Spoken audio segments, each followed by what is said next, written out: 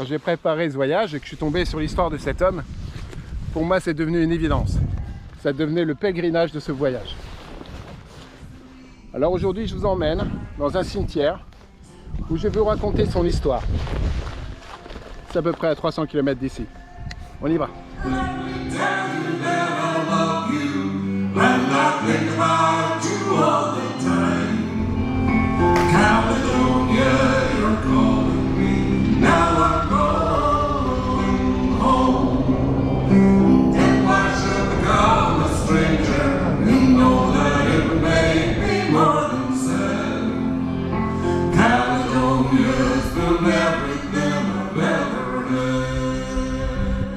Son nom est John London McAdam. Cet homme est né en 1756. Dans une famille nombreuse, 10 enfants. Beaucoup vont mourir, mais il va rester quand même avec 5 frères et sœurs. Au moment de sa jeunesse, son père va partir avec toute la famille vivre aux États-Unis pour tenter d'y faire fortune. Il va y arriver d'ailleurs. Il va monter là-bas une entreprise de goudron.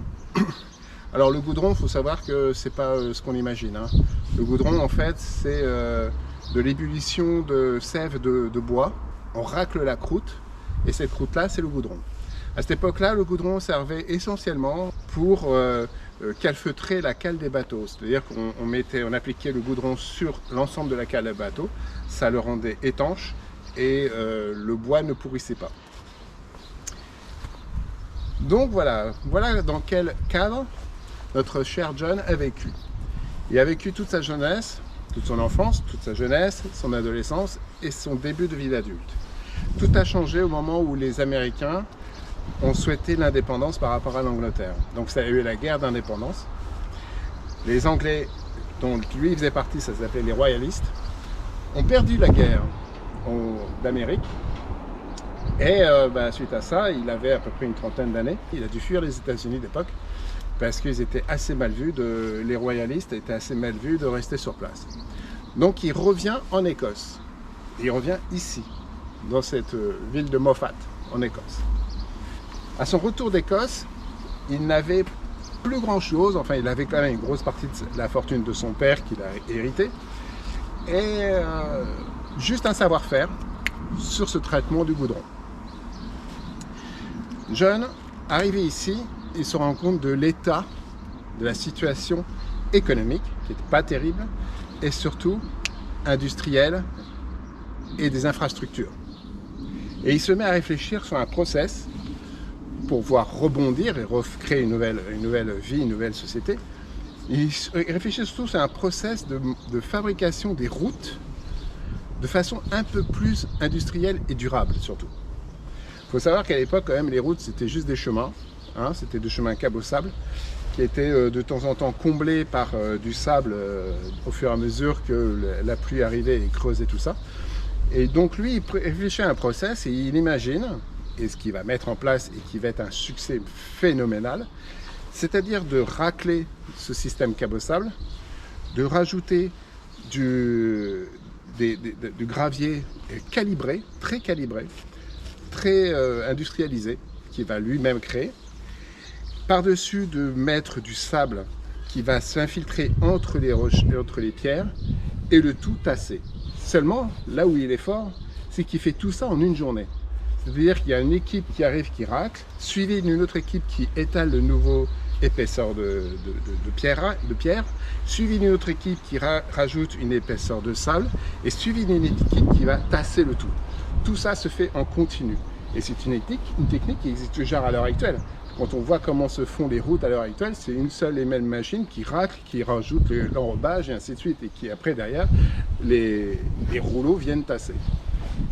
Cette technique, elle va s'appeler le McAdam. D'où son nom. John London McAdam. C'est lui qui va breveter, qui va tenter, je dis bien, tenter de breveter, parce que ça, malheureusement, à son dépens, il ne va pas gagner son brevet, mais à son dépens, il va breveter son process. Et à partir de là, c'est l'explosion financière pour lui. On va lui donner à charge l'ensemble des routes d'Écosse. Il va récupérer toutes les routes de Paris M. Haussmann fait appel à M. Macadam pour refaire l'ensemble de la voirie de Paris et il récupère l'ensemble de la voirie de Londres. Il n'est pas question de goudron. Le goudron va intervenir un petit peu plus tard parce qu'il va quand même suivre son processus et se rendre compte que malgré tout, quand il y a des infiltrations d'eau, il arrive à ce que sa route, qui est pourtant très très dure, finisse par craqueler et exploser avec le dégel. Et là, il va remettre en question son système d'étanchéité. Connaissant le principe du goudron, il se met à réfléchir à pouvoir injecter du goudron dans les voiries pour rendre les voiries étanches en hiver. Ce système-là, il va le nommer non pas Macadam, mais Tar Macadam. Tar, c'est le nom du goudron en anglais. Nous, on l'appelle goudron, il l'appelle tar. Donc, il rajoute tar devant. Tar Macadam. Là, il va réussir le brevet, par contre. Autant celui d'avant, le brevet ne sera pas validé, que celui-ci, il va être validé. Et va naître donc, de son vivant, sur la fin de sa vie, il est mort à peu près un peu plus de 80 ans, va exister le tar Macadam. Et ce tar Macadam sera utilisé plus tard, ce process, pour goudronner les routes, et ça s'appellera le tarmac. On enlèvera Cadam à la fin. Donc à chaque fois qu'on parle de tarmac, en fait, c'est le processus goudronnage de M. Macadam. Arrivera plus tard l'enrobé du bitume. La nuance entre le goudron et le bitume, il n'y a aucune différence, mis à part que l'un c'est de la sève de bois et l'autre c'est du pétrole. Lui ne connaîtra pas le pétrole, mais le pétrole va remplacer le goudron parce que beaucoup plus stable et plus dur en résistance de chaleur. Monsieur Macadam se verra anobli de l'ordre de Sir par la couronne anglaise. Il refusera le titre de Sir Macadam, tout simplement parce qu'il estimait qu'il avait fait juste son travail d'un entrepreneur et qu'il ne se voyait pas pourquoi on lui attribuerait un tel prestige. Par contre, son fils, qui lui avait récupéré le même nom, même prénom, ce qui se fait beaucoup dans le système anglo-saxon, une fois à la mort de son père, ira le récupérer, le réclamer et obtiendra le titre de Sir. Son fils qui lui passera la plupart de son temps à dilapider la fortune de son père. Et ça, no comment. If I should become a stranger, you know that it would make me more than sad. Caledonia's been everything I've ever had. Caledonia's been everything I've ever had.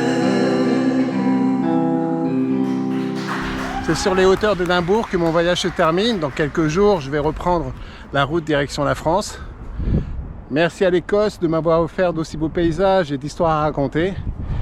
Et puis merci à vous de m'avoir suivi. On se retrouve très vite autour d'un verre et à très bientôt. Ciao!